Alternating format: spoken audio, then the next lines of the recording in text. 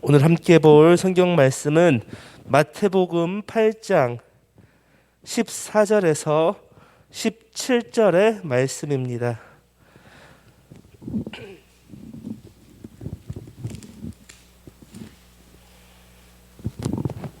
마태복음 8장 14절에서 17절의 말씀, 제가 가진 성경으로는 신약 11페이지에 있습니다.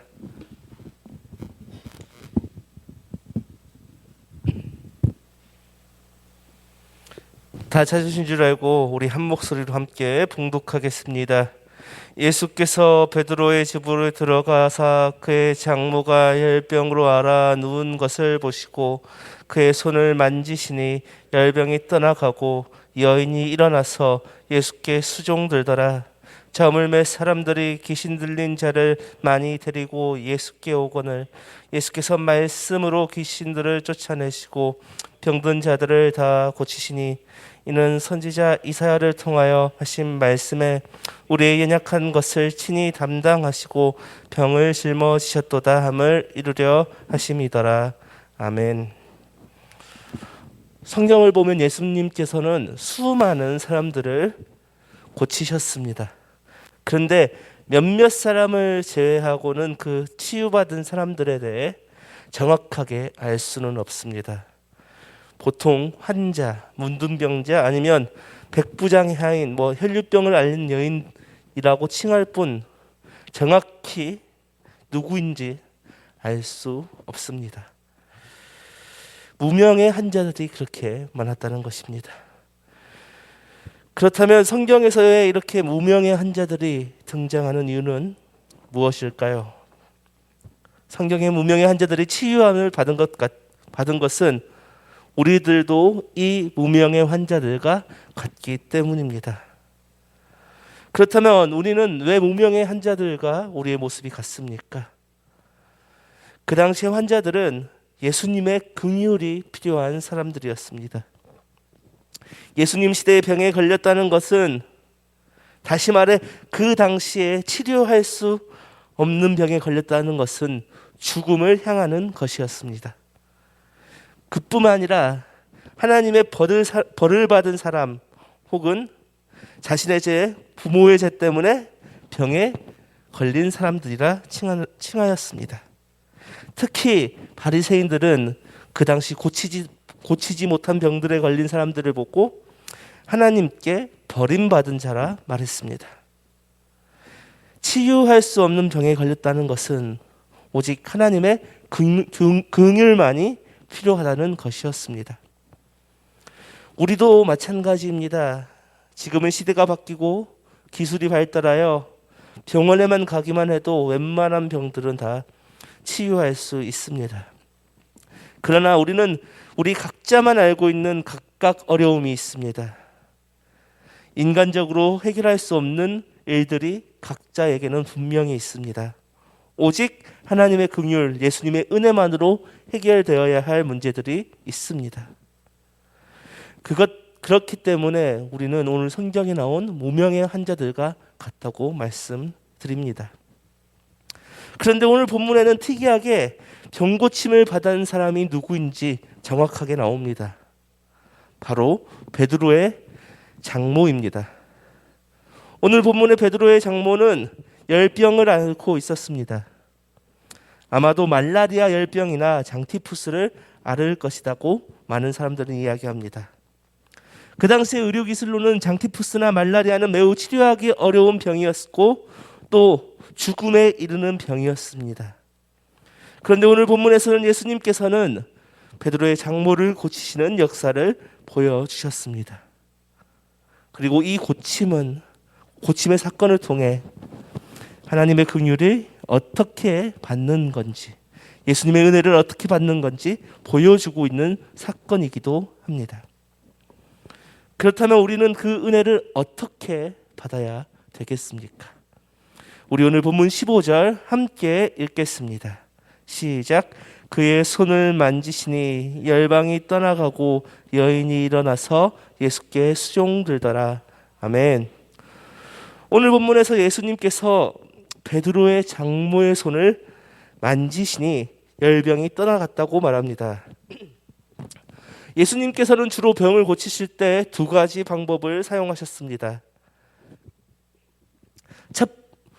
첫 번째는 말씀으로 고치셨습니다. 우리가 오늘은 읽지 않았지만 8장 13절을 보면 백부장의 하인을 고치실 때 내 믿음대로 될지어다 하고 말씀하시니 백부장의 하인이 나았습니다.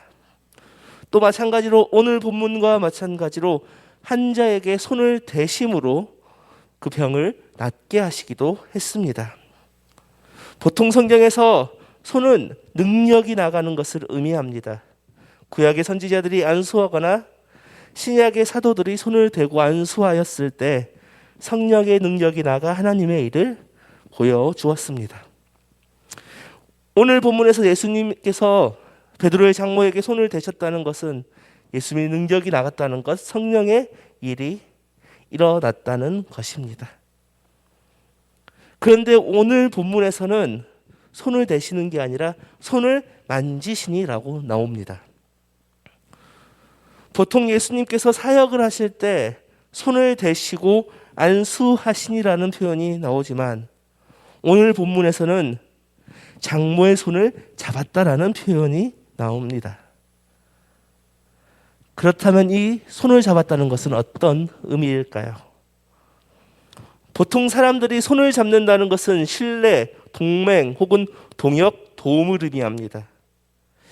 보통 악수라는 것을 할 때 유럽에서는 서로 무기가 없음을 확인하는 의미로 사용되었습니다. 또한 어렵거나 도움이 필요한 사람들에게 도움을 줄 때도 손을 잡아주는 것으로 표현되었습니다.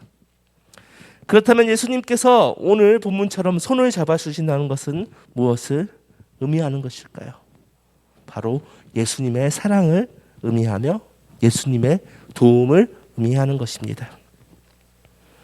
예수님은 말씀만으로도 충분히 사람을 살리실 수도 사람의 병을 낫게 하실 수도 있는 분이십니다. 그러나 오늘 본문에서는 예수님께서 아파하는 베드로의 장모를 보시고 직접 그 손을 만지었습니다. 그러한 손길을 받은 베드로의 장모는 오늘 본문에서 열병이 떠나가고 예수님의 수종을 들었다 나옵니다.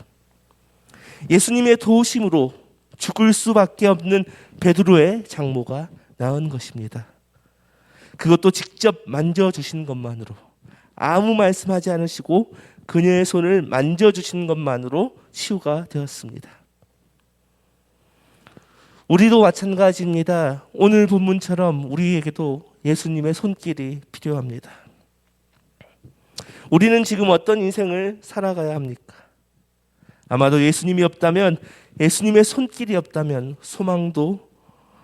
삶의 소망도 희망도 없는 삶을 살아갈 것입니다.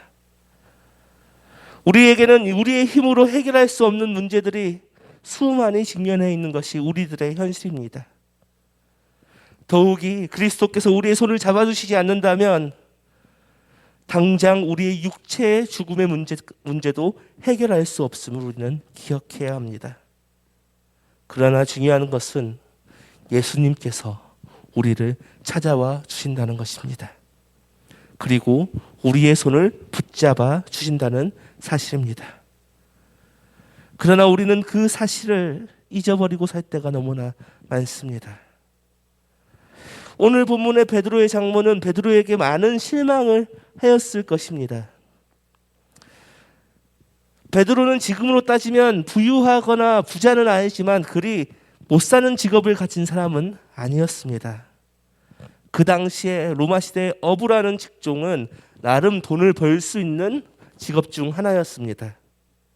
그런데 베드로는 예수님을 만나고 자신의 그물을 버려두고 예수님을 따라갔습니다. 자신의 딸을 시집 보냈는데 그 사위가 집도 절도 없이 예수님만 따라다니고 있고 또 그 이웃인 세베대의 아들들 또한 예수님만 보고 따라다니고 있는데 그 당시 예수님을 알지 못하는 사람들의 눈에는 어떻게 보였겠습니까? 갑자기 진리를 발견했다, 우리의 삶을 변화시킬 사람을 만났다 하여도 집도 자신의 직업도 자신의 딸도 내팽개쳐 버린 채 예수님만을 따라다니는 베드로의 모습이 장모의 눈에는 좋게 보일 리 없었을 것입니다. 그러나 오늘 본문에서 예수님을 만난 베드로의 장모는 살아났고 예수님의 수종을 들었다 나옵니다. 그녀는 알았을 것입니다. 예수님을 만나고 예수님께 고침을 받고 예수님만이 구원해 주실 분이구나, 예수님만이 능력 있는 분이구나를 깨달았을 것입니다. 그렇기에 오늘 본문처럼 예수님의 수종을 들었을 것입니다. 우리는 예수님을 믿는다 말하면서 우리의 삶에 실망할 때가 있습니다. 당장 예수님을 믿었는데 내 삶이 변하는 것이 없어 보이기도 합니다. 내 인생이 바뀌는 것이 없어 보이기도 합니다. 그러나 중요한 것은 우리가 예수님을 만나고 예수님께서 우리의 손을 분명히 잡아주신다면 우리의 삶을 달라진다는 것입니다. 오늘 본문에서 베드로의 장모는 열병을 고침으로써 예수님만이 구원자이심을 알았을 것입니다. 그러나 우리는 삶에서 이런 기적적인 경험을 쉽게 경험할 수 없습니다. 예수님을 수십 년 믿어왔다는 분들 중에서도 기적을 체험하거나 환경이 갑자기 바뀌는 체험을 하는 사람들은 극히 드뭅니다. 그럼에도 불구하고 우리는 예수님의 그 은혜를 체험해야 한다는 것입니다. 영적인 체험이나 성령 체험 이런 것들을 말하는 것이 아니라 우리는 우리의 삶에서 내가 할 수 없는 것을 인정하고 예수님이 없다면 안 된다는 것을 인정하는 그 체험이 필요하다는 것입니다. 오직 예수님만을 의지하는 체험이 필요하다는 것입니다. 우리가 기적적인 체험을 경험하면 정말로 감사한 것입니다. 그러나 그것이 전부만이 아닙니다. 우리가 예수님의 손을 붙잡고 체험하였을 때 중요한 것은 우리의 삶이 바뀌는 게 중요한 것이 아니라 우리의 시각이 바뀌는 것이 중요합니다. 에스겔 선지자는 이렇게 이야기합니다. 에스겔서 36장 26절 27절의 말씀을 제가 읽어보겠습니다. 또 새 영을 너희 속에 두고 새 마음을 너희에게 주되 너희 육신에서 굳은 마음을 제거하고 부드러운 마음을 줄 것이며 또 내 영을 너희 속에 두어 너희로 내 율례를 행하게 하리니 너희가 내 규례를 지켜 행할지라. 에스겔 선지자는 말합니다. 성령 세례를 받으면 새 마음을 주고 마음이 부드러워지고 하나님의 법도를 따라간다. 다시 말해 우리가 성령의 세례를 받는다면, 예수님을 만난다면 우리의 환경과 우리의 문제가 해결되는 것이 아니라 우리가 처한 그 문제, 그 환경을 바라보는 시각 자체가 바뀐다고 말합니다. 미국의 조던 피터슨이라는 유명한 박사가 한 명 있습니다. 심리학자이고 하버드 교수 출신입니다. 이분은 자기계발과 그 문제 해결에 대해 강의를 하고 좋은 삶을 추구하는 가르침으로 유명했습니다. 그리고 전 세계적으로 유명해져서 청년들의 멘토가 되기도 했습니다. 시리에 빠진 청년들에게 삶의 방향을 제시하던 분으로 유명했습니다. 그런데 이분이 무신론자였던 이분이 하나님을 믿고 예수 그리스도를 주로 고백했습니다. 이분은 한때 무신론자였습니다. 기독교 가정에서 태어났지만 종교의 회의적인 사람이었습니다. 종교라는 것, 기독교라는 것 자체가 심리적인 요인에서 발생된 것이라 생각하던 사람이었습니다. 혹은 신이란 존재를 알 수 없다라고 고백하던 사람이었습니다. 그러나 그는 그 삶 속에서 여러 가지 사건을 겪은 후에 처음에 이런 고백을 했습니다. 자신은 신이 있는 것처럼 행동한다. 그리고 얼마 뒤에는 이런 고백을 했습니다. 예수님을 믿는 것이 두렵다. 이것은 내 삶의 전반적인 변화를 가져오기 때문이다.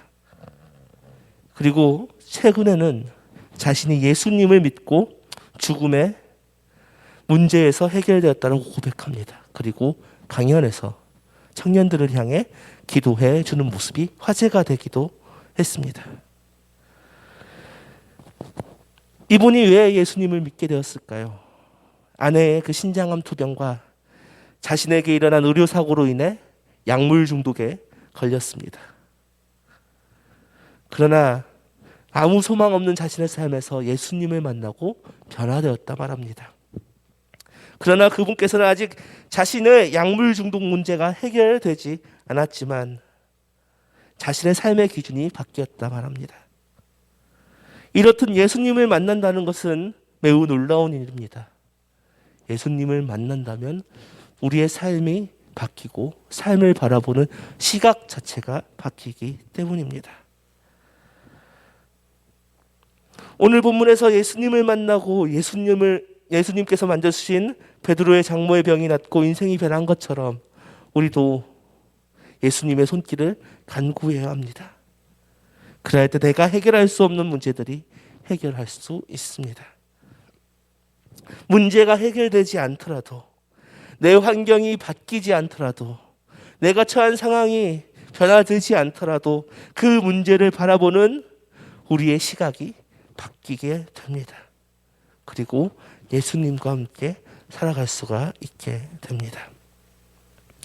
그런데 우리의 인생의 시각을 바꾸는 그 예수님께서 우리의 모든 것을 짊어지셨습니다. 우리 오늘 본문 17절 함께 읽겠습니다. 시작. 이는 선지자 이사야를 통하여 하신 말씀에 우리의 연약한 것을 친히 담당하시고 병을 짊어지셨도다 함을 이루려 하심이라. 아멘.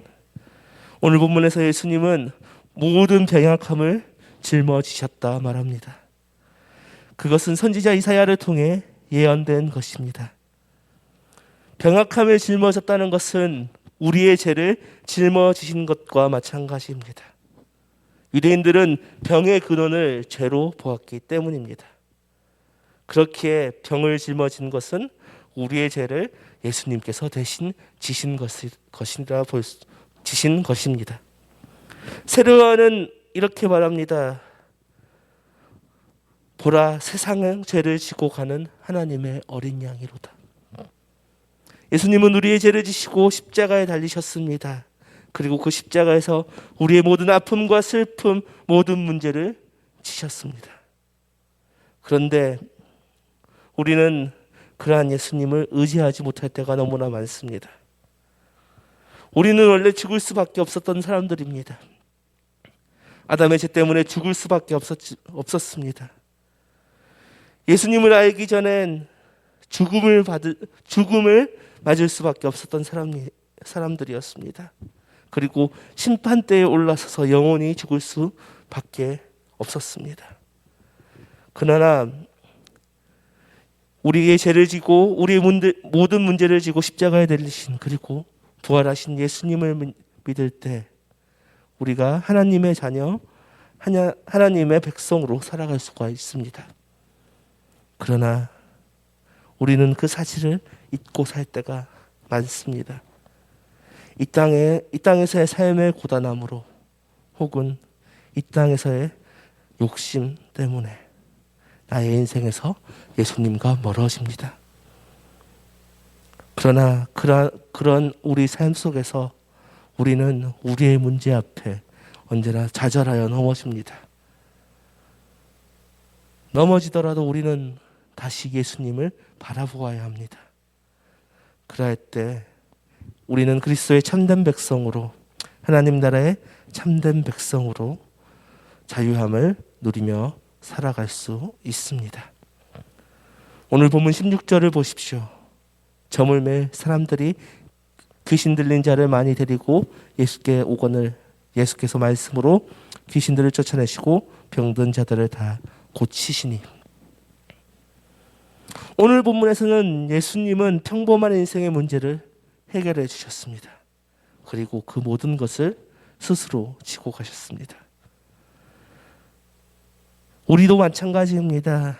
우리의 평범한 인생 속에서 예수님을 믿고 의지할 때 우리의 해결할 수 없는 문제를 예수님께서 지시고 우리들의 문제를 분명히 해결해 주실 것입니다.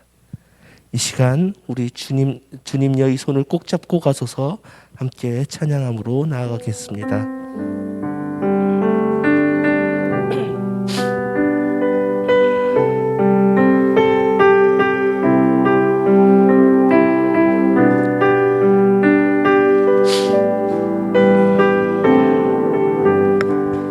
주님여 이 손을 주님여 이 손을 꼭 잡고 가소서.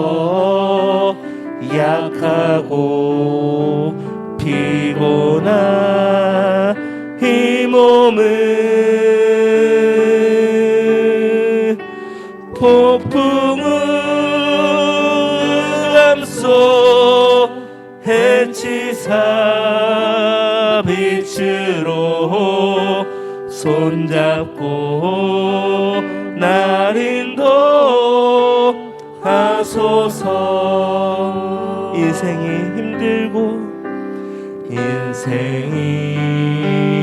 힘들고 고난이 겹칠 때 주님여 날 도와 주소서. 외치는 이 소리 귀 기울이시사 손잡고 날 인도하소서.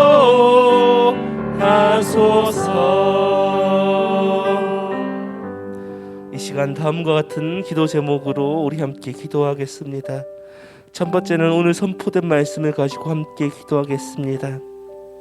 우리가 온전히 예수님께서 내어주신 그 손을 붙잡고 오직 예수님만 바라보며 의지하는 우리들이 되게 하여 주시옵소서. 그 붙잡은 손을 통해 세상을 바라보는 눈이 그 주님의 기준으로 바라보게 인도